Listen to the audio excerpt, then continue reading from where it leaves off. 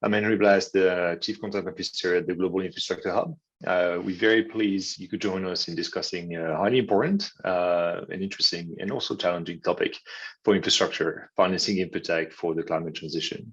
So first, let me start by discussing why it is a very important subject. InfraTech is a critical part of the multilateral agenda. In 2020, the G20 finance ministers endorsed the InfraTech agenda, which was supported by the GIA Hub through a stock take and use cases around InfraTech. And that really recognized the important role of technology in achieving better quality infrastructure, attracting private finance, and facilitating recovery from COVID.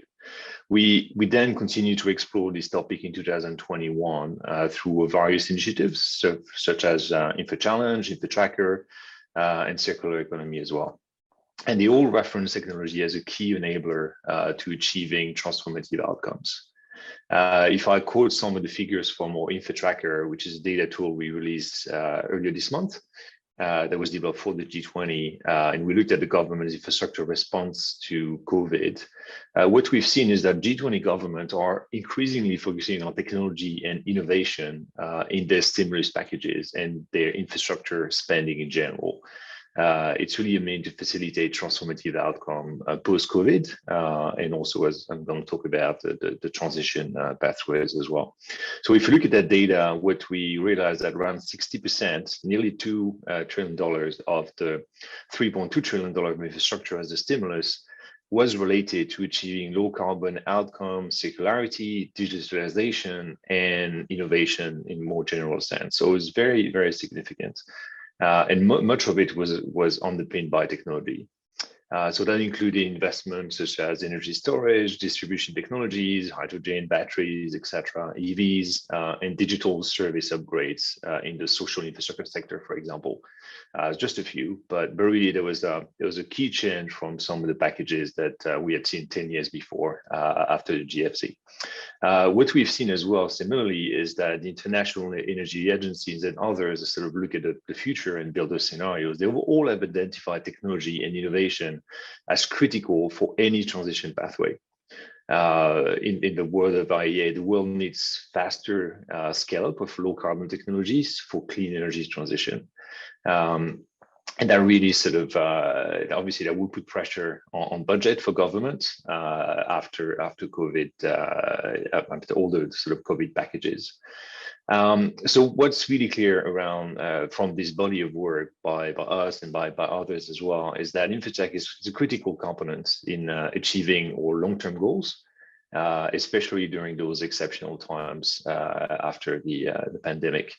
So one of the key barriers that need to be addressed is really finding the financing mechanisms that can support innovation and scaling as well, so that we get the required amount of funding into InfraTech for the climate transition.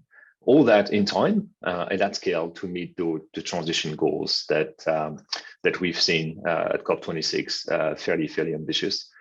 So the purpose of today's webinar is to present innovative approaches to mobilizing more financing of InfraTech, especially in the context of the climate transition. And with us today, we're very lucky to have a panel that's comprised of industry leaders on infrastructure financing and technology. And I think you will hear, you can expect to hear a lot of fresh and diverse set of perspective and experience on InfraTech and how to finance it at scale. Next slide. So here you can see the agenda. Today's webinar will showcase the leading work of other key players in the industry and their approach to financing InfraTech. This will include a keynote from the Asian Infrastructure Investment Bank. We're lucky to have Sir Danny Alexander. We then will have a short presentation by my colleague Monica, and then that will be followed by an armchair discussion between Invest India and AIIB. And then we'll have a broader panel with the Inter-American Development Bank, Hydrogenius, ENGIE, and the Center for Digital Build Britain. So we love different expertise, different angles, and all the speakers will talk about the challenges and solution to finance InfraTech, which we hope will inspire all of you. Next time you come across a technology proposition, we'll give you an idea on how to potentially finance it and tackle some of the risk associated with that. So without further ado, I would like now to introduce Sir Danny Alexander. He's the Vice President for Policy and Strategy at the AIIB. Good morning, good afternoon, good evening. Thank you very much indeed for inviting me to join this important seminar on the importance of InfraTech to infrastructure for the climate transition. I'm delighted to join our friends and close partners at the Global Infrastructure Hub and to work together on this very important agenda item. I'm sorry that I can't be in the meeting in person. I'm currently in the UK. I've been attending the COP26 summit in Glasgow, which achieved some very important outcomes in this space. And the Glasgow Pact on Climate that resulted is hugely important progress towards achieving the objectives of the Paris Agreement. Of course, as representing AIIB and representing the bank's members, which include some of the countries in the world that are most vulnerable to climate change. Countries such as Bangladesh, India, Nepal have been on the front line of climate change and are among those who need to become much better equipped to deal with the consequences of climate change. And multilateral development banks like the Asian Infrastructure Investment Bank are already playing a crucial role, and we need to rapidly scale up our efforts to support the transition for mitigation and adaptation to climate change, both areas very important. In AIIB's case, we've committed that by 2025, at least 50% of our lending will be for climate finance. That means that over the course of this decade, we expect to commit at least $50 billion to climate finance. And along with all of our other MDB peers, we've also committed to aligning all of our projects with the goals of the Paris Agreement. And so all of our new investment will be fully Paris aligned by mid-2023. And that means that projects which are either climate related or not climate related all have to be aligned with the Paris Agreement. But apart from financing, which is critical, it's also essential that we support solutions such as encouraging the use of technology and infrastructure that can improve efficiency, productivity, and sustainability. And so financing InfraTech for the climate transition is one of the most important challenges and agendas for us all, because the technologies that can enable climate solutions are going to be critical, and spreading those technologies is going to be critical for many developing countries to achieve the ambitious goals that have been set out. Technology has become more and more relevant to infrastructure over the past decades.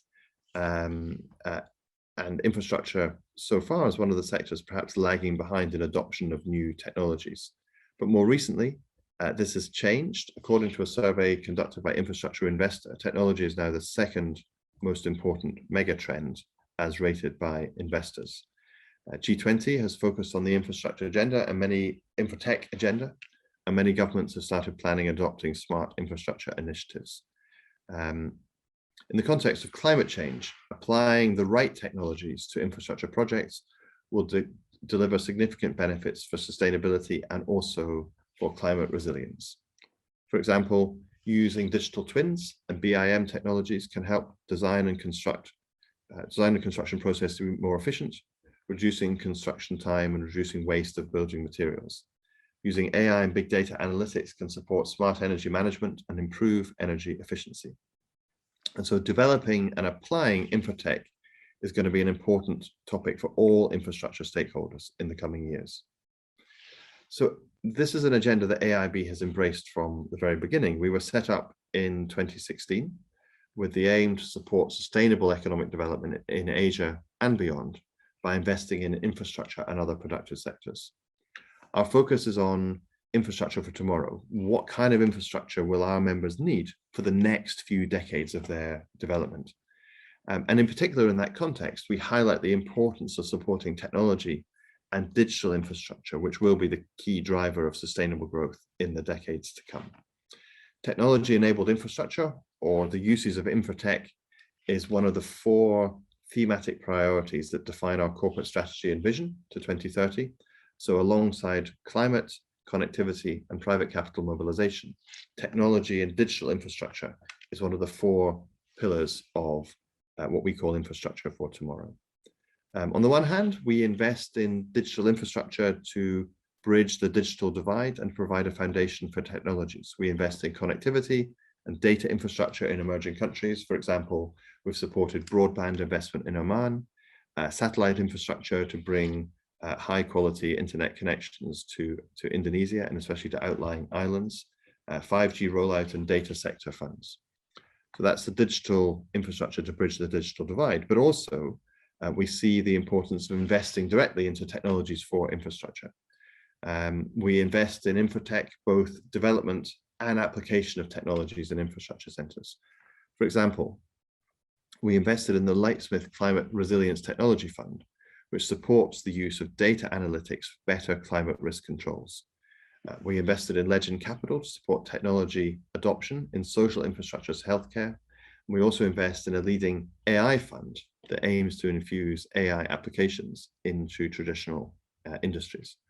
And we invest in projects with significant technology components. For example, we just approved the financing of a green, smart transportation project. The project will include the electrification of public buses and implementation of digital transportation management systems. And the project therefore will contribute significantly to decarbonization by digital means, something that we will see, I think, in many more projects in the years to come. Through our InfraTech platform, we've supported clients to figure out the viability, readiness, and benefits of technology applications. For example, we supported Uzbekistan in exploring options to digitally transform the water sector. And we believe that with more experience and emerging technologies such as 5G, technology can play a more prominent role beyond the consumer sectors and into more sophisticated ecosystems such as industrial infrastructure and cities. Of course, signs of progress in this area had started before COVID, but COVID has accelerated and broadened the adoption. It's forced us to overcome many barriers to transformation, especially in traditional sectors that have lagged behind. And so InfraTech will become more mainstream in the next 10 years. Let's not forget that long ago, we still called solar and wind clean tech. Today, they're mainstreamed as core infrastructure. And I suspect that that's what we will see with InfraTech over the years to come. Given the benefits and the opportunities ahead of us, technology and digital collaborations have become ever more important. All the changes I've mentioned cannot happen with individual effort alone. We have to collaborate. Unlike the more fast-moving sectors in which the internet is already disruptive, cities, infrastructure, industry are more sophisticated ecosystems. There are more legacies, frictions, and challenges, complex supply chains, asset-heavy models, restrictive procurement, risk-averse cultures, and less frequent interactions with the tech sector are the tip of the iceberg in terms of some of the challenges that we have to address. And so to deal with that, our collaboration must be systematic, it must be cross-sectoral, there must be a conducive ecosystem where people talk and work together across sectors. In infrastructure, for example, many technology solutions already exist, but people making decisions are not always aware of those technologies. Maybe one country is aware and others are not. And so one of the roles for organizations like ours is to help to broaden awareness, raise the knowledge levels, and try and help to ensure that when projects are being developed, we're aware of all the best technology that can help to make those projects as efficient and as clean and as green as possible. So new infrastructure is not just about AI and data centers, for example. It also means how do we infuse technologies into our traditional infrastructure and other sectors to renew them. Collaboration should be a common goal for all of us. We cannot afford to have platforms that exclude each other because they undermine consumers' benefits. We cannot afford, for example, to have different protocols for autonomous driving because that would undermine road safety. If we don't collaborate widely and quickly, we will end up creating siloed approaches, incompatible rules, inconsistent data libraries, low interoperability, stifling both partnerships and also healthy competition.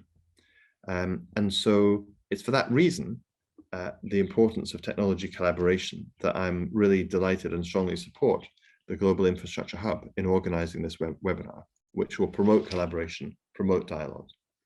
AIB is committed to help create a better, more sustainable and more resilient future for us all by financing infrastructure for tomorrow, which is technology enabled. So I hope to meet many of you here in future, either virtually in our headquarters in Beijing when travel restrictions allow, or indeed at other international fora and meetings. My colleagues will be joining the session later to discuss InfraTech in more detail. We want to partner, discuss, and build infrastructure for tomorrow by harnessing the value that technology can offer by working together with all of us. Thank you very much indeed for listening, and I wish this event a great success. Thank you. Webinar, so you've only just seen me. So I should probably introduce myself. I'm Monica Bennett. I'm the Director of Thought Leadership at the Global Infrastructure Hub, and I will be moderating the panel discussions today. So before we get into those panel discussions, let me set the scene by giving a quick 3-minute overview on some of the key findings of our research into InfraTech. And then straight after that, we will get into our 2 panel sessions. So as Henry mentioned, and as Sir Danny mentioned as well, technological innovation is critical to meeting our long-term goals, especially during these exceptional times. So in this context, we're hoping that you will all be able to take away, 3 key things from this webinar. The first is, obviously that InfraTech plays a critical role in supporting the climate transition. The second is that InfraTech can help bridge the financing gap. And the third is that, while this is going to be challenging, and we're not downplaying, how the challenges associated with this, it can be done. Next slide, please. So when we talk about InfraTech and its ability to support the climate transition, we undertook a recent analysis that showed that 53% of global greenhouse gas emissions is related to infrastructure. When we broke this down across the infrastructure value chain, I'm sure it's unsurprising to many of you that a large proportion of these infrastructure emissions are actually related to the operation of infrastructure, and that includes, primarily the operation of buildings and transport infrastructure. But what's probably less well known is this remaining 19% of greenhouse gas emissions. So, this can actually be derived from construction and the use of materials in infrastructure. And we would normally refer to this as the embodied emissions from infrastructure. Next slide, please.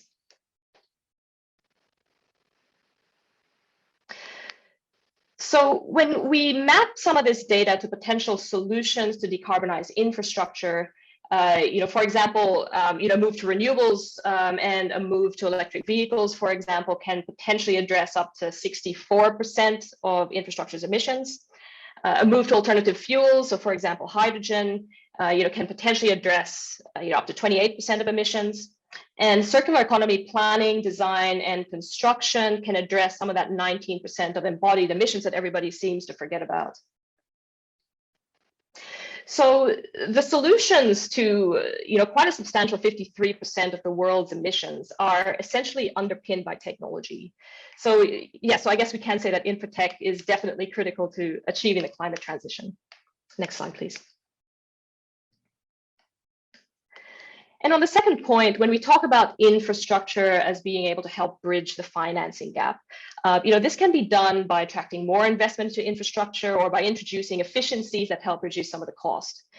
When we did an analysis through our infrastructure outlook, we've seen that around $94 trillion worth of investment is needed by 2040 globally to be able to meet our infrastructure needs. Based on predictions of what this spending could potentially look like over the next couple of decades, we estimate that the investment gap is at around $15 trillion. Now, if we apply a modest 10% of efficiency through the scalable deployment of technology, we get a benefit of around 9.4 trillion. So what this means is that InfraTech could potentially bridge 60% of the investment gap if technology was deployed at scale. Next slide, please. And so for anyone who has been involved in technology projects, both great and small, I know what you're all thinking, that being able to deploy technology at scale, at a global scale, and being able to meet some of these incredibly challenging problems such as climate change and bridging the investment gap, it seems incredibly idealistic and probably a nearly impossible task. So, I don't want to downplay some of those challenges ahead with respect to technology. So yes, it is going to be difficult, but as our presenters today can demonstrate, it can be done.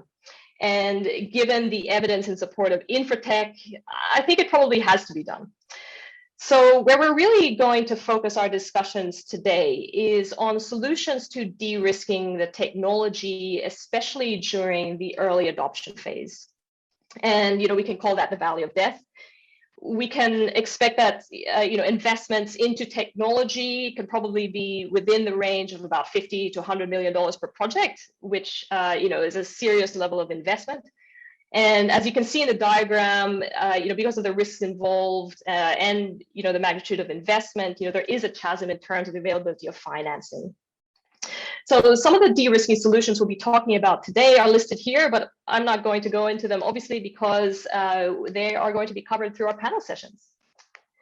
Next slide, please. Our armchair discussion. We have Prerna Soni, the Vice President for Invest India, which is the national investment promotion agency for the country. As Vice President, Prerna leads the Financial Investors Initiative for Infrastructure, Real Estate, and Energy. And her focus has been on attracting institutional investors such as sovereign wealth funds, pension funds, and private equity to invest in India. Paul Lam is the Strategy and Policy Officer for the Asian Infrastructure Investment Bank. Paul is responsible for executing the digital infrastructure strategy and the thematic priorities of technology-enabled infrastructure for the AIIB. So it's great to have you both. Thank you for joining this discussion. So Prerna, we'll start with you actually with the first question. So InfraTech has been a really important part of your work. And I guess we can say that in your case, finance going into InfraTech has come about from the demand to finance infrastructure more broadly in India. So how much has been invested into InfraTech related projects? I mean, obviously the ones that Invest India has been involved in. And why is InfraTech so important to the development delivery of infrastructure in the country? Thank you so much, Monica. So I want to put it in perspective in an Indian scenario and then sort of address your question from there. If I talk about the infrastructure development that we need in India, we're looking at $1.4 trillion in the next 5 years. We launched something called the National Infrastructure Pipeline, which is all greenfield and brownfield projects that we need to complete in the country in the next 5 years. Just again to put it in a little bit more perspective, in an emerging market, the logistics cost, especially in India, is somewhere between 14 to 16% of our GDP. For a developed nation, it actually is somewhere between 8 to 10%. Our mandate as a country and our ambition is with this large-scale infrastructure development that we're doing in a country like India, that logistics cost has to be brought down. Now, when we're talking about the scale of cost of the new infrastructure that has to be developed and the existing infrastructure that we have, one of the key areas which is going to lead to this reduction in logistics cost will come from efficiencies of infrastructure usage and operations. And that is exactly where InfraTech comes into place. If I talk about only renewable energy in a country like India, very recently we announced that of all of our energy, more than 40% is going to come from renewable sources. We have given ourselves a target of 500 gigawatts to be added in the renewable energy space to the entire grid. Now, to give you a little perspective about India, in 2014, we had around 18,000 villages which had never got electricity. We've got all of them added to the grid. So there's electricity, 100% electrification that has happened in India. But what we are now trying to do is 100% electrification of each and every household. When we do that and we're looking at that mix of urban and rural, what becomes very important is technology, wherein you do retrofitment of For example, you do retrofitment of existing meters to make them smart meters. This is very important to reduce the wastage and identify areas of wastage in electricity. We're looking at startups in India in the InfraTech space who are looking to map energy distribution all across the country, again, with the idea of identifying areas of wastage. Very interestingly, one more fact that I'd like to put in here is that of smart cities. You were speaking about how much of the emissions coming from buildings and transport infrastructure. In a country like India, we actually have 30 people moving from a village to a city per minute, which means we will have 863 million people in our cities by 2025. Now, of course, we don't have the wherewithal to manage as many people, so we're building additional 100 cities. These are, of course, going to be smart cities, and we're looking at sustainable models to be able to make them smart enough for the kind of population we have. And the solution there again comes in from technology to be able to make sure that there is a sustainable development of infrastructure across all of these cities. So, just to conclude, I'd like to say InfraTech is the way forward to make all of this large infrastructure that we're developing across the world, and especially EMs, more and more efficient. And this brings about a new paradigm shift in how investments and operations are done in infrastructure. Thank you.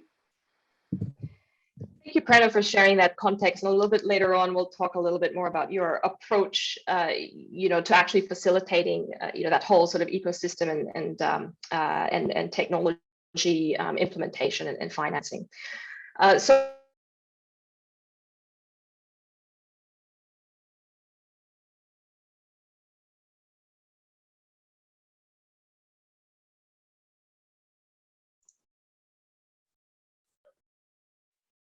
So I think we lost Monica.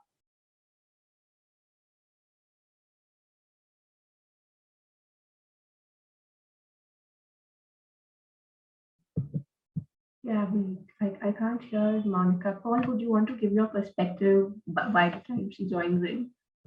Yeah, sure. No, absolutely. Maybe I'll just try to answer similar questions and share a couple of perspectives from my side. I think you have heard from Sir Danny Alexander like why AIIB cares so much about InfraTech and why InfraTech is so important to every one of us. So AIIB approved the technology-enabled infrastructure thematic priority in 2020, and it really involves using technology to deliver benefits. But to make this happen, we need both development and applications. And that's exactly why AIIB, on one hand, finance investments in projects with significant technology capital expenditures, but we also invest in the tech companies and funds that provide key developments of those core technologies like AI, electrical vehicles, and etc. To just share a couple of experiences that we had, we done a couple of projects in 2021. One example is that we invested into a leading AI fund where we not only invest into the funds, but we also work with the fund manager and the consulting arms associated to research and to figure out what are the new AI technologies that are readily usable and could be applied to improve efficiencies of infrastructure projects. But on the other hand, we also look into financing infrastructure projects which can demonstrate as well as showcasing the importance of technology improvements. We financed one road construction greenfield project connecting Vietnam and Guangxi, where we facilitated the uses of the BIM and digital twin. And throughout this process, I can tell you a lot of challenges that you probably have to go through, which are non-technological, but more about how do you design the right incentives for the procurement, how do you think about procurement for outcomes, and so on and so forth. And throughout all these examples, maybe I'll just close my answers with a couple of thoughts of the challenges. And maybe when Monica comes back, we can look at what are the ways to overcome these. The challenges are quite different depending on which side you're looking at. On the application side, basically you're the buyer and you're financing an infrastructure, you want to apply these technologies. The lack of knowledge, the lack of awareness, the restrictive procurements, which focuses more on the ways that you do it rather than the outcomes, and the dislocation of interests are really challenging. Let me give you a very quick example. It's very hard to persuade the economic buyers to spend CapEx today to save OpEx in the future. It may sound weird, but this dislocation of interest does happen, especially in the public financing. But it also happened in the private financing, because when most of the investors invest into an infrastructure project, they treat it as a fixed income type alternative assets that yield cash. And they don't necessarily think about an infrastructure assets as they manage their private equity portfolios, thinking about growth and prospects. But on the other hand, for the development sides, the picture is not so easy neither. You could imagine in Silicon Valley or in Beijing or any technology companies, it will probably be a very hard sell to them to deploy their best technology geeks and developers and investors in the VC world to look at infrastructure sectors, because the opportunity cost for them is just so high, because you could easily use the same piece of technologies and a risk capital to invest into things which are lower hanging fruits in either fintech, media, crypto, blockchain, so on and so forth. And there is just not a very natural reasons for them to organically look at these sectors in the first place. And it's very, very difficult. So I think I would just end it up with these two challenges that I have observed. But since we have done the deals, I'm quite confidently to say that there is a way to come over it. Back to you, Monica. Yeah, thanks, Paul. And it's rather ironic that we're talking about technology, and technology is just not working for us today, so, at least for me. No, fantastic. And I mean, we've obviously had a chat. I caught like halfway into your presentation, but from our previous chats around this, talking about some of those capabilities and being able to deliver technology at scale and realize the benefits, as well as the ecosystem and the complexities around that, I think are key points. So I guess now that we've kind of talked about some of that context, I might go back to you again, Prerna, in terms of telling us a little bit more about your approach to attracting the financing needed for InfraTech. I know that you make use of a lot of partnerships. Can you tell us a little bit more about that? And can you also share some case studies with us? Certainly. Thank you so much. I think one of the aspects as Invest India that we've been focusing on, is getting institutional investments into infrastructure. There are, of course, two aspects to it. One aspect is all the money that is coming in into operational assets in the country, and that's where I go back to the point of efficiency increasing. The other aspect is all the greenfield infrastructure that as a country we're building. And our focus as Invest India, when we work with a lot of these infrastructure investors, is to help them partner with tech players within the country and internationally. We, in fact, have a program called Acceleration of Innovation, wherein we help, identify grassroots innovations which can help across sectors, including infrastructure, and sort of help them partner.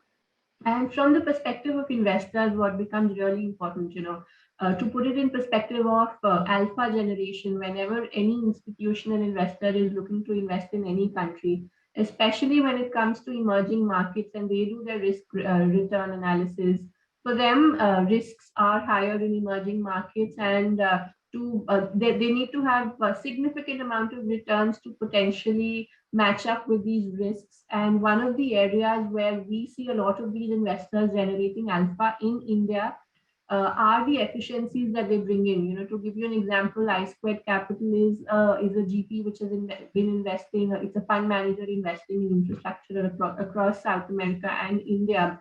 They have a portfolio company called Cube Highways in India, which has been managing quite a few roads, and they actually built in efficiencies into their roads by bringing in technologies. These techs would be to identify, for example, one of the roads that they're currently managing has a lot of freight movement on one side and trucks coming in empty on the other side, because of which roads on one side of the entire area had started depressing a little bit. So they started using technologies to identify what are the best ways to continue to use the existing roads without the need for capacity augmentation. And we understand they were able to generate more than 4% additional returns just by using tech. These are the kind of examples that we see across a lot of infrastructure investors in India, wherein they are bringing in the aspects of tech. And one thing that I'd like to add on is also the kind of things that the government of India is doing. So, for example, one concern that we've seen in a lot of emerging markets is that you would have infrastructure development on a need basis. For example, if you need to have a road construction done, you would only go ahead and acquire road you would acquire land only as much as needed for road construction. Today, we're sitting in a place where tech is being used by the state governments of India, the central government of India, with the perspective of actually integrating the entire infrastructure planning as well on day one to make sure that all acquisitions, all roads, all environment clearance, everything is done in advance for the entire infrastructure development with the view of reducing costs in the future. And that's where a lot of InfraTech companies are actually bringing in their capabilities, even for the government of India, to make sure that there is potential for alpha generation for governments as well. Excellent. It's great to see that kind of progress, and that they do have that kind of foresight in terms of that efficiency aspect as well. And Paul, how about you? So how is the AIIB addressing the challenges that you spoke about before? And can you share any case studies with us also? Sure. I'll just break my answer into three parts: the general approach, a couple of case studies, and maybe a couple of learnings. The general approach is that we need to recognize the applications and the development of technology problem itself is not a technology problem. It's a problem of convincing, removing stigma, communicating the benefits better, bridging the perception gaps, and better incentivize. So all of these issues means we need an ecosystem. So for us to finance this, whether it's on the application side or whether it's on the development side, we need to create a total ecosystem. And the best total ecosystem in technology, we have seen it. Silicon Valley, Boston, Beijing, London for fintech. So there are actually some precedents to show us what is the way to do technology finance and how do we create a practical applications and an ecosystem for people to get on. That's the general approach. So what is the specific things that we would need to do? What AIIB takes as an approach is we build an AIIB InfraTech platform, which is an umbrella that brings together three things: investments, connections between stakeholders building a community, and finally, knowledge facilitation. To give you a case study, maybe two, we invested into Lightsmith Climate Resilience Partner, which focuses on using data analytics to help infrastructure sectors from energy to transport mitigate some of the climate adaptation risks. In order to do that investment, you not only need to find the investment prospects, but you also need to have the ability to articulate your taxonomy properly, because the problem that you are solving is a systematic problem. It's very complex. So we do need to have a right taxonomy so that the investors can actually strategize their investment thesis appropriately before they could actually map out the investment universe and finding the right investments.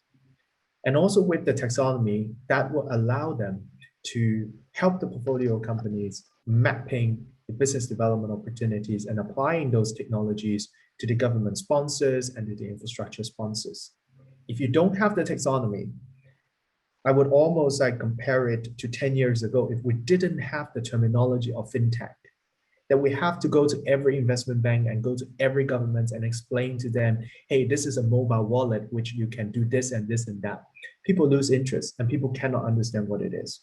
So the importance of that terminology building is instrumental. And I argue the same for InfraTech. The second example I would use is one of the reasons investments that we have committed ourselves to investing into an AI fund. And in this AI fund, they may not have immediately applications and investment prospects into AI applications into infrastructure. But what we do is we do see there is a potential for these AI companies to infuse their technologies into energy sectors. So what we do is we invest into the fund and we work with the partners as well as the company to do a couple of innovation events, cross-matching the portfolio companies as well as the investment partners with the infrastructure sponsors that we have within our AIB portfolio. That co-development and co-innovations would help us to think about what are the future opportunities that we can apply AI. So with that, I'll just close with one maybe learning from these two case studies. It's really important that we take the ecosystem view. Most of the time, investors will think about, hey, I'm just an investment. I'm just a financier. So give me a project, I'll sign the check. That doesn't work in technology. And it has never worked that way. If you look into Silicon Valley, if you look in Beijing, or any innovation ecosystem for financiers in technology, they are hands-on. So the point I want to make here is we really need to get into this growth mindset and we have to roll our sleeves up. The way that we worked before, that we're just financiers, we're just investors, we'll just sign check, as long as you have the EPC contractor, the so-called turnkey, and then we'll just sit back, wouldn't work. And it wouldn't work before and wouldn't work in the future. So one of the learnings here that I really want to highlight is, as an investor, if we want to mobilize financing into InfraTech, we have to roll our sleeves up. We have to take the first principle on everything. And it's important that we're not just putting money and mobilizing financing, but while we mobilize the finance, we couple it with good ideas, facilitation of a community, and generate knowledge. But for now, we will get into our panel discussion. So the panel discussion is going to be talking about potential solutions to de-risk technology and therefore mobilize more investment into InfraTech. And a lot of the things that our panel members are going to be talking about are very much aligned with some of the challenges and opportunities that Perna and Paul had spoken about just now. So I would like to introduce you to our four panelists. We have Reynaldo Fioravanti, a lead specialist in the infrastructure department at the Inter-American Development Bank. We have Ralph Ott, who is the head of policy and regulation at Hydrogenius Technologies.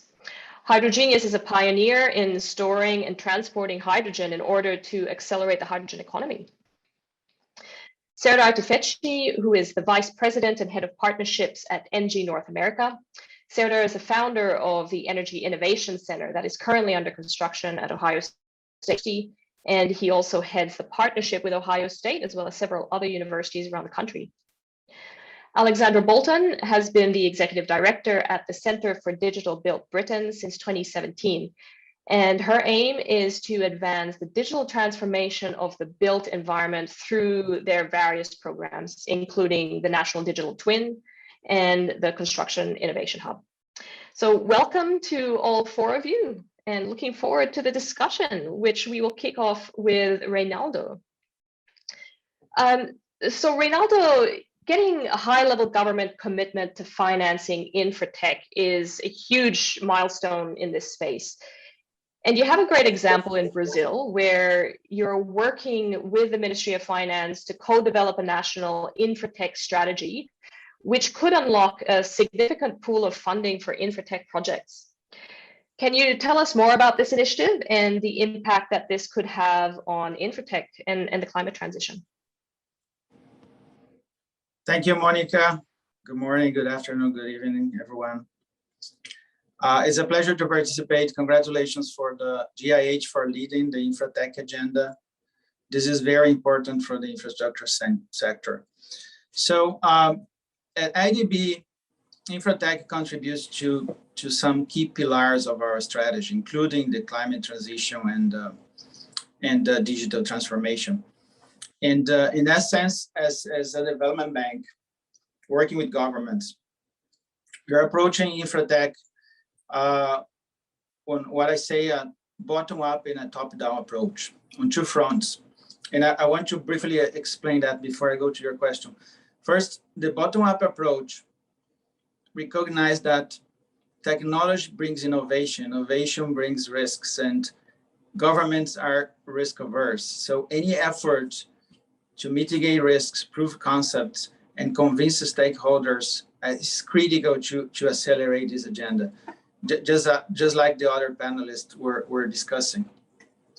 Second, the top-down approach, we recognize that we need to deal with InfraTech on the public policy level with bold and comprehensive actions, understanding the stakeholders, the costs and benefits.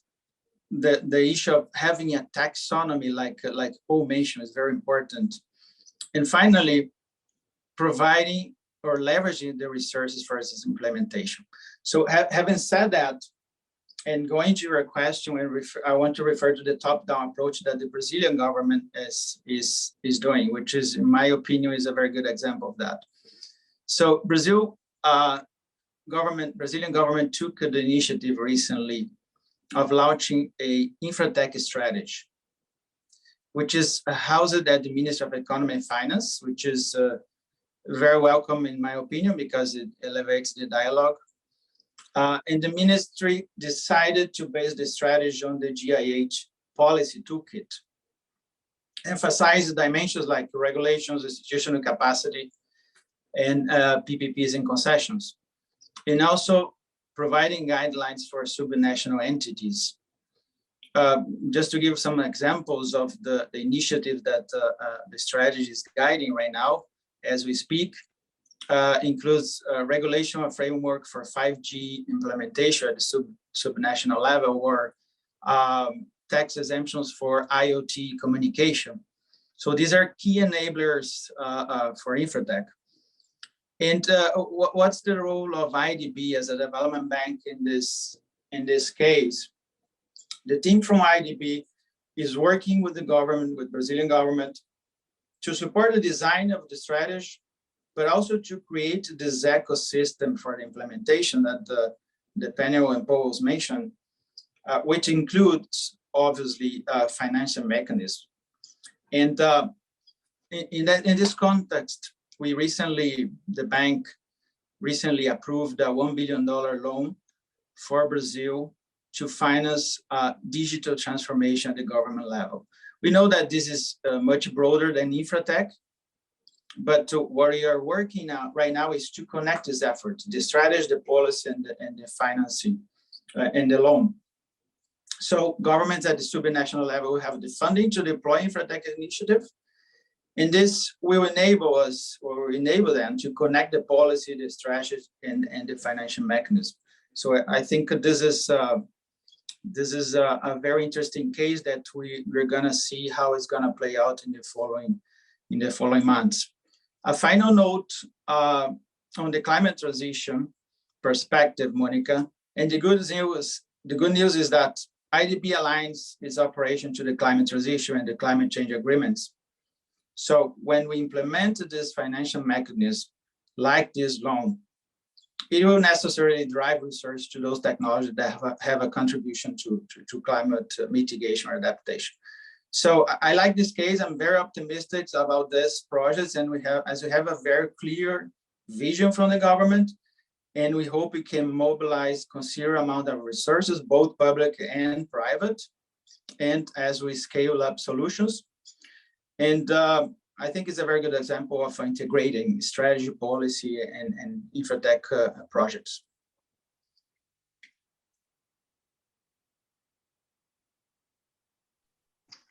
Thank you, Reynaldo, for that. And yeah, I mean, the impact that a national strategy can have on infratech is huge, as you've just demonstrated there. And yeah, that is actually one of the items in the policy toolkit, which was actually a document developed by the World Bank for the G20 back in 2020. So it's well worth a read, that's for sure. So we're now going to go over to Ralph. So shifting from national strategy to technology. So Ralph, hydrogen technology has a big role to play in the climate transition. Obviously, our data shows that embodied carbon contributes nearly 20% of emissions, and a large proportion of this is attributed to steel, for which renewable electricity can really only do so much. It's a very sort of fuel-intensive manufacturing process. Hydrogenius has recently raised 50 million euro to scale the technology, which is a great success story. So, about your journey, your technology, and how this demand for zero emissions energy sources has really helped you to attract that financing for your technology. Thank you, Monica, and good evening, good morning, good afternoon. In Germany, it's afternoon to everybody. Thanks for letting me contribute to this very interesting discussion and panel. First of all, as we know, it is vital for the steel industry, but for the economy as a whole, or all the countries, it is important to have access to cheap energy. And this energy in the future, as you just said, has to become green and or no carbon in order to decarbonize the economy. And now we are seeing the trend towards renewable energy. And it has two advantages, because it has become the cheapest source of energy or electricity on a worldwide scale, and it helps to decarbonize the economy. But, and there comes hydrogen into the game, renewable energy has two disadvantages. First of all, the renewable resources are quite scarce and not evenly distributed over the world, and electricity is quite difficult to transport over long distances. So there comes hydrogen. As hydrogen is not seen as an energy itself, but an energy carrier, and this helps economies to get access to this cheap renewable energy. And of course, it's not just hydrogen which will play a big role in the future, but also other technologies. And now comes the downside of hydrogen. It is quite difficult to handle in its molecular form. And there comes LOHC, or Hydrogenius, our company, to get into the game. It was founded in 2013 and has now more than 130 employees, mid-sized company nowadays. When I started 1.5 years ago, we were about 50. So quite a big success story in terms of growth. And we developed a liquid organic hydrogen carrier, LOHC, where you can store hydrogen and transport it like we know from the existing oil infrastructure. So I don't want to go into the technical details, but just let me explain a little bit more about it. We can make hydrogen handling very easy, as we are using the typical oil infrastructure, and it's a non-toxic fluid. So other than explosive hydrogen in its molecular form or ammonia, and it has still a rather high energy density.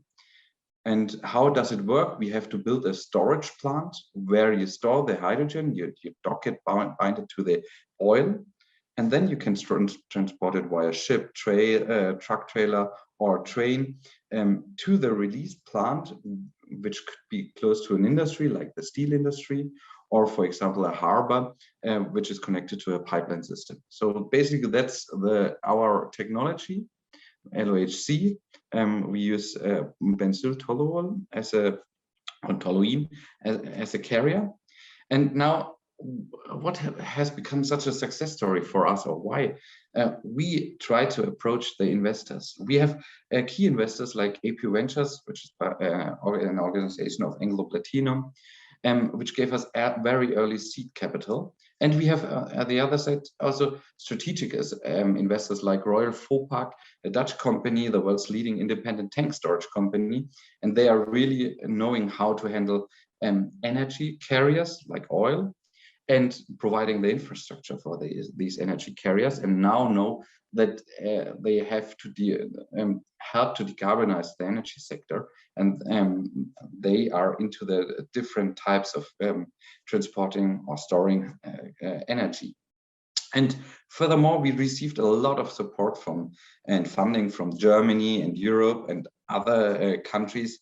And in Europe, there's now the very big program called Important Projects of Common European Interest, and in terms of the hydrogen economy for scaling up the technology.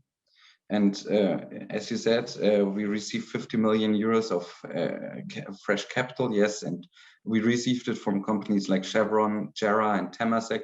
So very much from the Asia-Pacific region, where hydrogen is seen as a main pillar of the future energy, let's say energy mix, energy energy carriers, and they really are into this game of hydrogen, how you get access to cheap electricity or cheap energy in the end.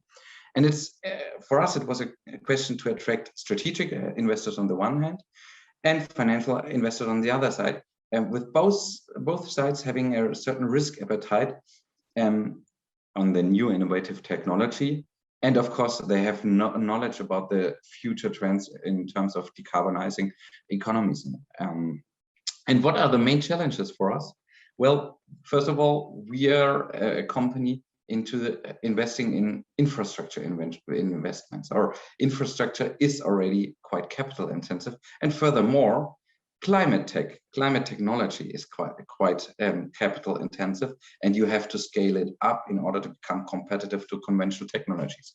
We have seen this with the power, solar power, for example, 10, 15 years ago. Now solar power is the cheapest energy source. Why? Because we have scaled it up on a worldwide scale, and now it's so cheap. And the same happens right now with the electric vehicles, where it started 10 years ago, 5 years ago, and now companies like Tesla have a huge success because they're competitive to the conventional cars. And this is quite a challenge for us, and also for the other companies like us. We have a new technology, innovative technology, and we think, and our investors think, that this will become a very important technology for the future. But still, you need a lot of money, you need a lot of investments in order to scale it up to become competitive.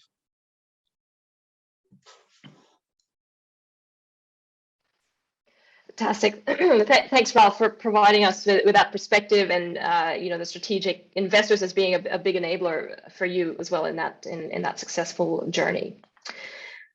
So continuing on with the flow of technology, we'll go to Alexandra.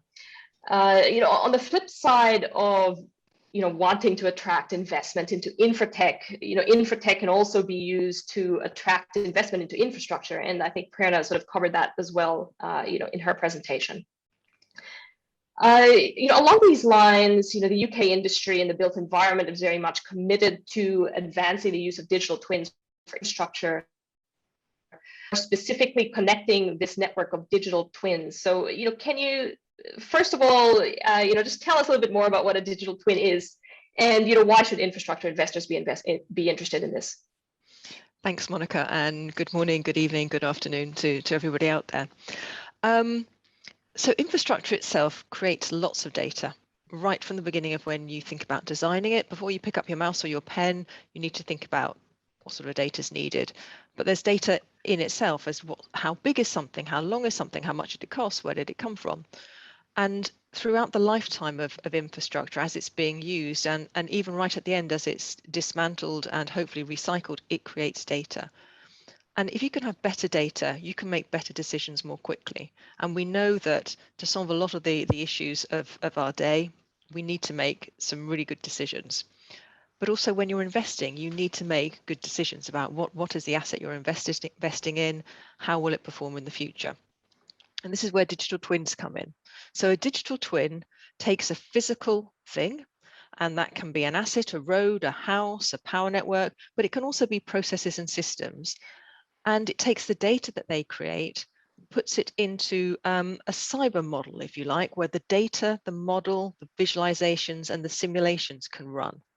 And to be a true digital twin, not only do you have that modeling simulation piece, you have an intervention that goes back from that cyber world into the physical world. So let me give you an example. Very simply, if you have a heating system in your house, it's looking at the temperatures in your various rooms, and it might turn the boiler on or off depending on whether your room is too hot or too cold.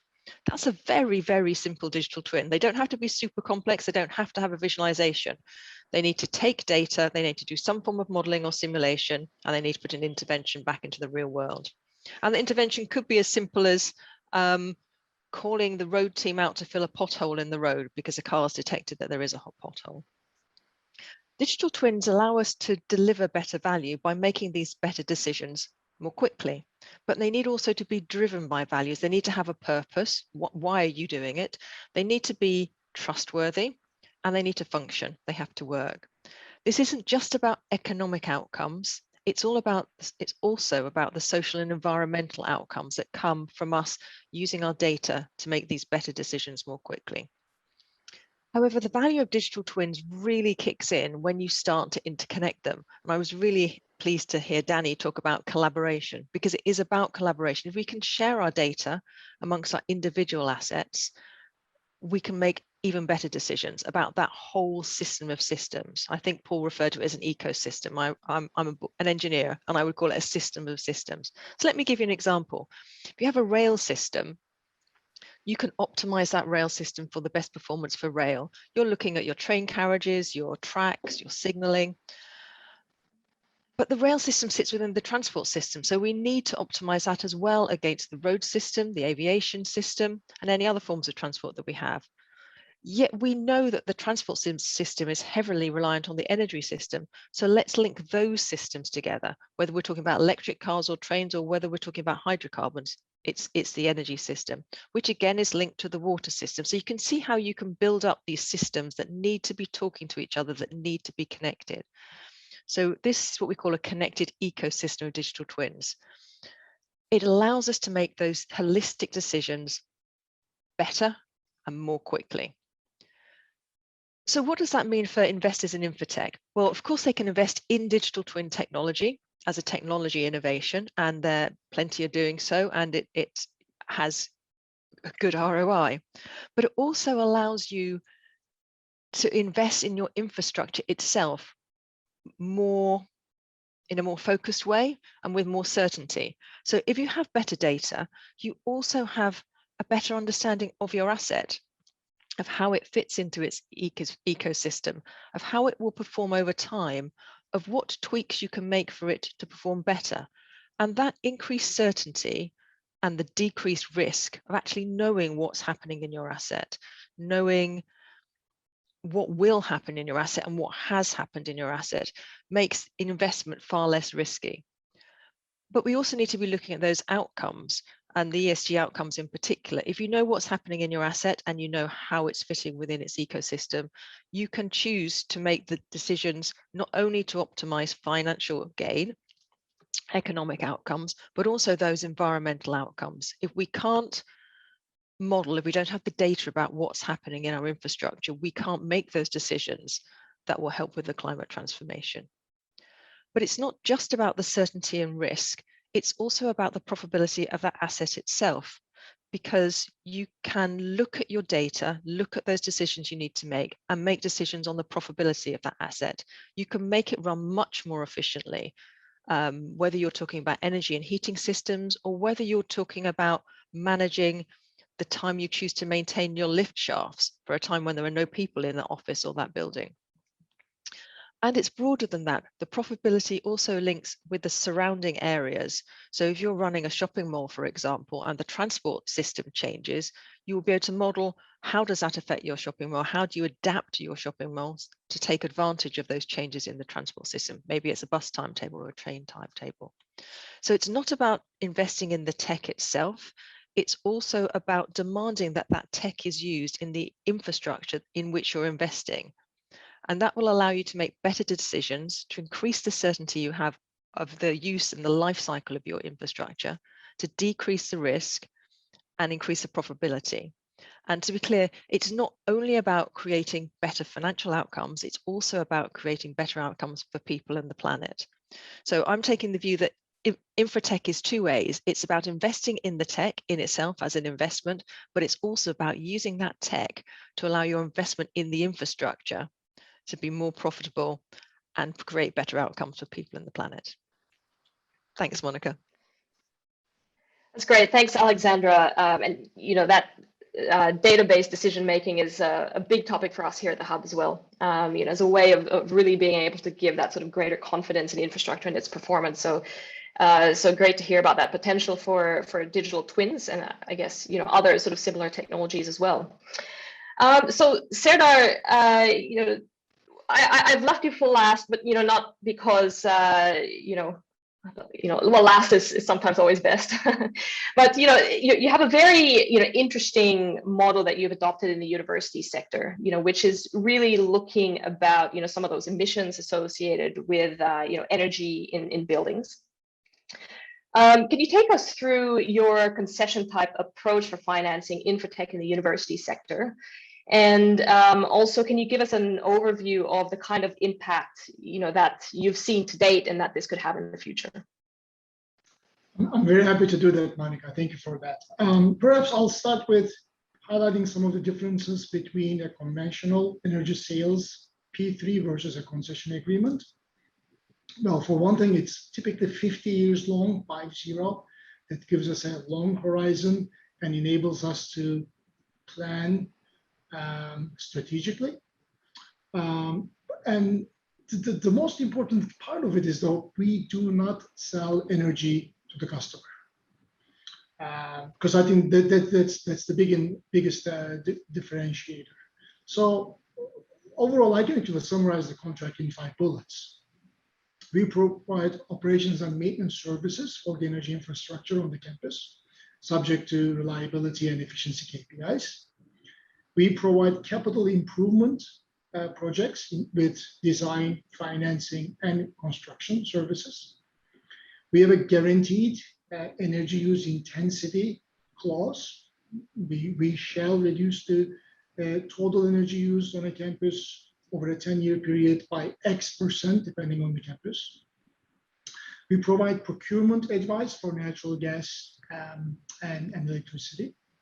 And finally, there's academic collaboration, that's scholarships, internships, and collaborative research.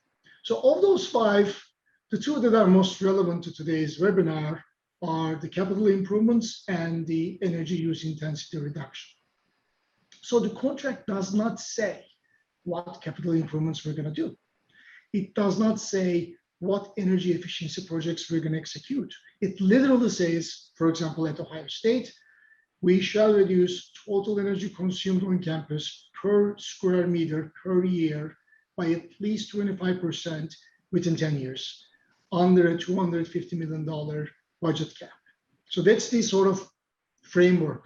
It's up to us to come up with ideas, whether it's fuel exchange, whether it's steam to heating, hot water conversion, installation of heat to chillers, whether it's implementing a digital network to provide efficiency of data analysis and control, hydrogen, solar, you name it. And typically, our solutions are all of the above. So what does that give us? This blank canvas approach basically provides us a big, wide playing field that we're not constrained by the contract. We can be very creative, and we are an energy agnostic, OEM agnostic organization.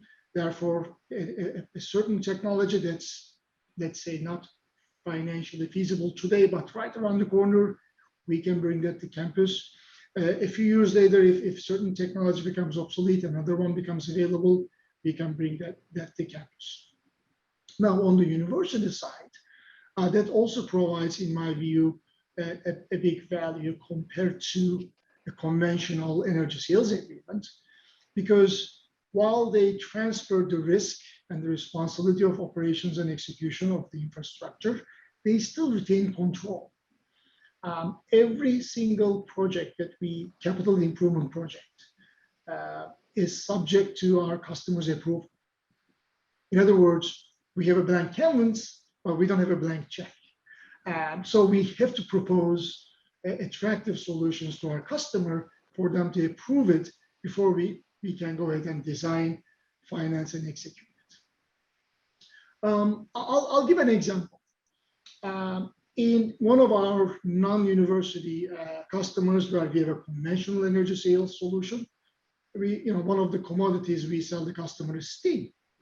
I think many people on this call today would agree that today heating hot water provides lower cost and lower carbon solution for heating compared to steam.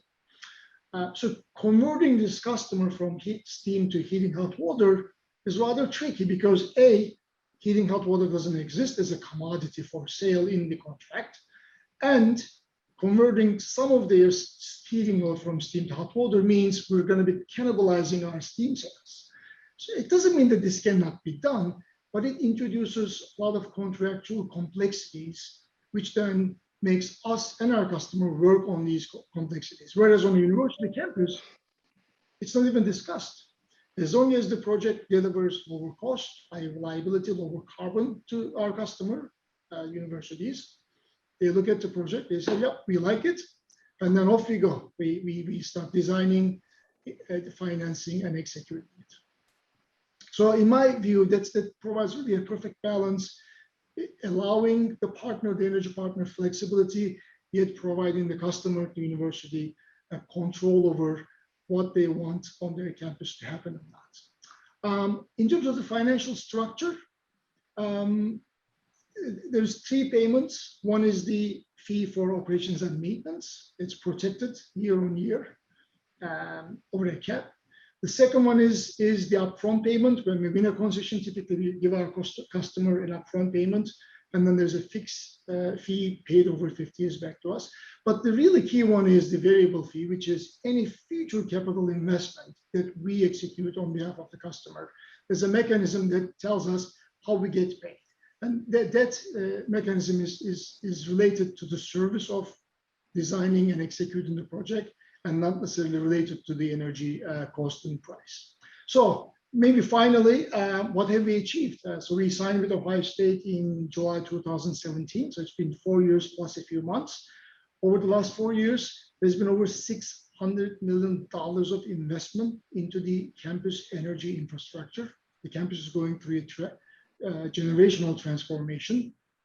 We've already achieved over 13% reduction in total energy use. We expect to exceed 25% by year 6. We are in the process of installing a new heating hot water network and reducing steam consumption on campus. We are implementing a hydrogen-ready combined heat and power plant. We have implemented a digital network that connects all the buildings, the generation sources, weather data and occupancy, and then I can talk for another hour on this. Thank you.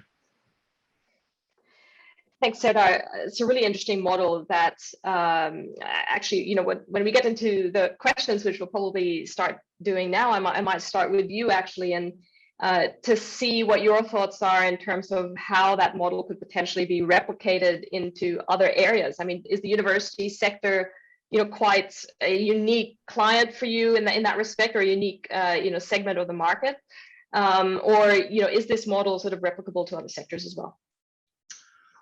Good question. So the university campus provides a perfect setting because typically there is a cluster of buildings next to each other, typically, especially research universities that have medical centers or athletic facilities. They use a lot of energy and they require high levels of reliability compared to, say, a small academic university. So any setting that has a cluster of buildings that require high energy reliability and has energy complexity, meaning if they need heating and cooling and electricity, ideally all 3, that's a perfect setting. So some examples are hospital or medical complexes is a good area. Airports is a good example. Some business campuses, whether it's one large company and its own campus or a cluster of different companies in an area. All these are actually quite possible examples of where this university concession agreement can be replicated. One area that we do need help globally is in policy. In certain jurisdictions, it's very difficult to make a contract like that when the customers are not one entity. So whether it's state level or federal level, providing new laws to enable at the consumer end to come up with these energy efficiency and sharing ideas so that one entity can, if they have a good energy solution project, they can share it with the neighbor entity. Those would promote more and more arrangements like the one we have with universities. Great, thank you. And we are going to get into questions and answers now. So if anyone has any questions that they would like to ask the panelists, please put it into the Slido app. Jordana, you might want to flash up that QR code again, just in case. But my next question is going to Paul and Reynaldo. So, we touched on this topic of a common taxonomy for infratech, which, when you consider sort of the vast sort of landscape of different technological solutions, even when you're considering just one kind of outcome, for example, reducing emissions from buildings, for example, you could do everything from solar panels all the way through to AI technology. So, how do you navigate through that landscape, given that there isn't a common taxonomy, and whether it's even possible to have a common taxonomy across that kind of broad range of technologies? How do you actually go about navigating through that landscape? And Paul, we'll start with you on that one.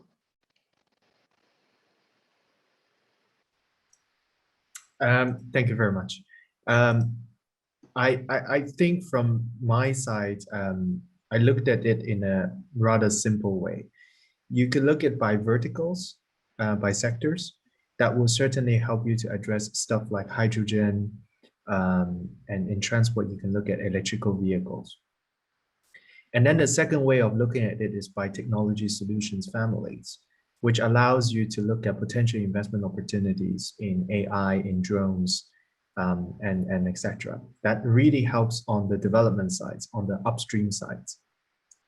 But what I feel the most important in terms of thinking about a taxonomy is also to look at infrastructure projects from a life cycle perspective, which allow you to look at the cross-cutting technologies like digital twins, looking at how we can use digital technologies to improve the constructions and the planning processes. How can we look at smart contracts in the procurement processes? And those processes are cross-sectoral and cross-technologies. But last but not least, I think the fourth dimension that how you can cut this taxonomy is really by themes and by the outcomes that you're trying to achieve. That will be really important because most of us, the speakers today, including myself, we look at it from an infrastructure perspective. But we certainly need to understand that when we are investing into the technologies, the funding of the development of these technologies are looking at some sort of market sizing as well as a return profile. And the venture capitalists as well as the corporate investments are really behind this. And therefore, the taxonomy is really important because if we can't get the taxonomy correct, then the investors cannot work, because neither the strategic committees of a large corp, which determines the investment's directions, nor the venture capitalists, when they go into their investment committees, they can't justify any capital allocation to these sectors investing into these technologies. I'll give you a very simple example to stop, and then I'll finish. If you look at some of the AI technologies and you're trying to tell them, look, in the tunneling situations, you could actually use a lot of cameras, and with AI that you can replace a lot of manual inspections and looking at all those wave diagrams. And that will save 10 times of the money. While the applications is sound, none of the technology companies would use the same technologies or their best talent, nor the venture capitalists would put their capital into solving this problem, because there isn't enough scale to justify that high return profile that these venture capitalists are looking. So the taxonomy is really important because that bridged the expectation gaps and trying to make sense of the risk profiles and tell the venture capitalists, look, you're not dealing with fintech, you're not dealing with e-commerce, you're dealing with large scale infrastructure projects. You don't necessarily need that types of high triple-digit return to justify an investment of a very prudent, economically beneficial solutions. So I think that taxonomy is really important, and I try to give in that insight from more the development of technology and how do we catalyze the right capital to fund it, and that's the perspective in mind. Excellent. That's really interesting. And I guess, Reynaldo, from your perspective, there's probably a taxonomy as well, but I guess from the bottom-up approach that you talked about in terms of developing technology, there must be some kind of aggregation of demand. I guess we're talking about that kind of scale component to investing in technology. How are you addressing that at the moment? Yeah, to the comments of Paul, I agree completely on the dimensions he mentioned. The vertical dimension of the sectors and horizontally looking at technology. This is, I would say, is the starting point for the taxonomy. I would add the dimension for us, which is very important as a development bank working with 26 countries, as diverse as we work in Brazil and the small islands and the Caribbean, or in countries in Central America. So I would add the dimension of geography and the maturity of the local market, both at the technology standpoint, but also at the sector. Just to give an example, let's say we've been developing solutions for road maintenance, and some countries are pretty advanced in their process for road maintenance, and others are just beginning or they have a big lack of funding. So you need to approach it differently. How will you introduce technology in this context? Or to mention another example, in energy, some countries privatized the whole energy sectors, others are still public. So the way you deploy technology in the energy sector might vary significantly in these different contexts. So we look at this as these dimensions as well. And speaking to the bottom-up approach that we are taking at the IDB, as a complement of the bottom-up, the top-down approach that I mentioned, we faced many challenges when we tried to push InfraTech with our client countries, and we ended up having cases where we didn't have developers locally, or we didn't have enough players to enter the market, or even we didn't have resources from governments to afford the application. So what we did is we started developing solutions in-house, which is not conventional for us. We are a development bank, but we hired developers, data scientists, and we developed solutions. Then we put as a common Creative Commons license for countries to have access for free, and even we helped them to implement. So that was one strategy that is working for us. Of course, it's not our intention to crowd out the market, and some of the solutions, some of the sectors, some of the technology that we see that the market is responding, we just leave it.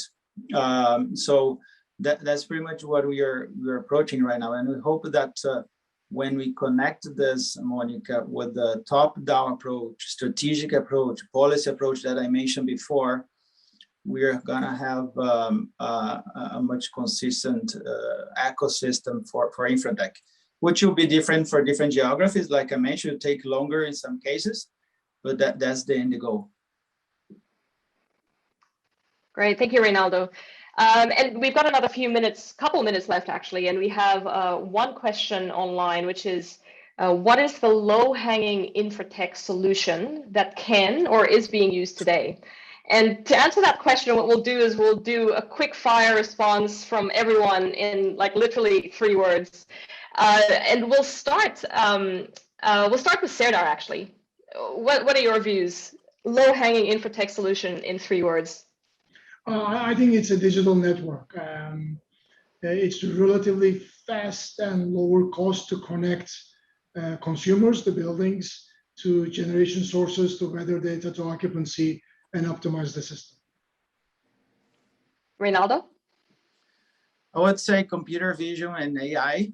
We see standard algorithms available. We see many small companies able to develop it. So I would say that.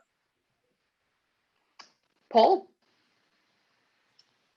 I would say digital twin, drones, and AI. Great. And Alexandra, you're probably a little bit biased in this respect as well. Is digital twins a low-hanging InfraTech solution? It's part of it. Actually, I agree with everything that the last three people say. It's all together. It's about sharing data and making better decisions. Digital twins are part of that solution, but only part of it. And Ralph, hydrogen, low-hanging InfraTech solution? To a certain extent, yes, but a little bit more complex. And I would go for the lowest hanging fruit, PV power. Start with that, renewable energy, cheapest source for all the economies worldwide scale. Great. Look, thank you everyone for joining this discussion today on such a great topic. Thank you to the audience, to our panel members. I hope you enjoyed that, and looking forward to continuing the discussion in well, forever, really. So thanks everyone, and yeah, feel free to reach out if you want to discuss further. Thank you. Thank you. Thank you very much. Bye-bye. Thank you very much.